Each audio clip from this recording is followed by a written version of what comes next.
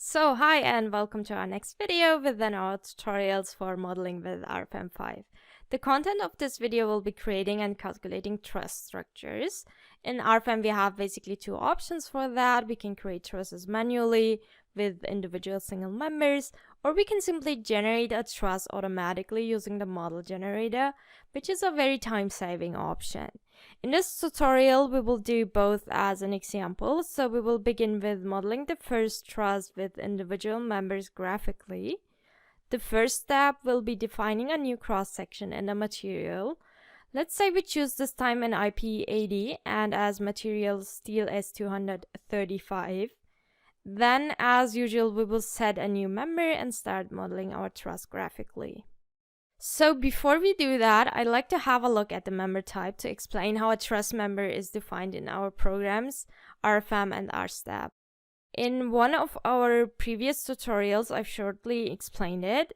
So until now, we mostly use the beam as member type, which transfers all internal forces.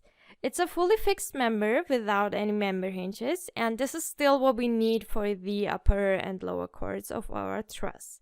Then we have several other options for member types, and we can find a truss here.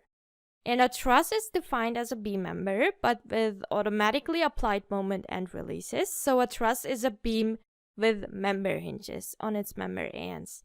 And this is great for all of the internal members within our truss, like the diagonals, because we don't have to define member hinges manually on each member ends anymore. But first, we will begin with the upper and lower chords with the standard beam member. So our truss will have a total length of 6 meters and a height of 1 meter. And now for all the remaining members, including the diagonals, we will select new single member up here again, and then we change the member type to a truss member. We will insert in total 6 diagonals, beginning in the middle with a distance of 1 meter in between. First this side and then the other side.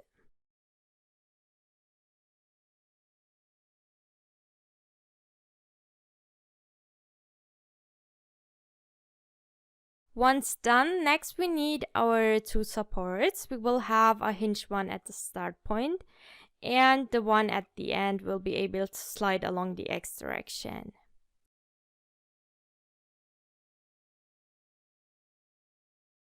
Now, as we can see, our truss structure is finished, and we can start with our second example, which will be generating a truss automatically using the model generator. First, we will create a new node, and this node will be the starting node of the truss later. Then, in order to generate any structure, we can go up here to Tools, and then we can find Generate Model Members. We can see that some of them are grayed out. This is because we are still in a 2D environment. That doesn't matter for our example, because we will choose the option 2D truss here.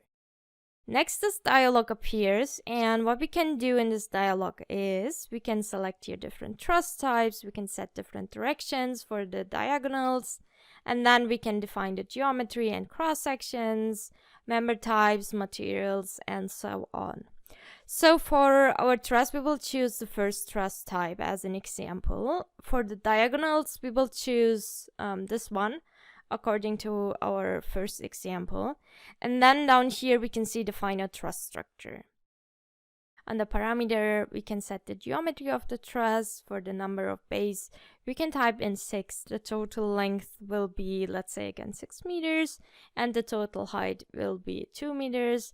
The side height will be 1 meter. Then we can determine the cross-section and member type. And we can see here the program automatically suggests us the member type. That's very helpful. For the upper and lower chords, a beam member is defined, and for the diagonals and verticals, truss members are set on default. Since we only have one cross-section type, the defined cross-section is also set here automatically. And of course, we could simply change this by opening up the library or creating a new one. But for this example, we will stay with this cross-section that we also have for our first truss. Then we will choose the node where the first point of the truss will start. And now we can see the generated truss structure also in the graphical area. Next, we will apply a point load of 100 kilonewtons in the middle of both truss structures. By clicking Calculate All, our results will be displayed as we can see now. And with that said, thank you for watching again. The next video will be about modeling arc structures.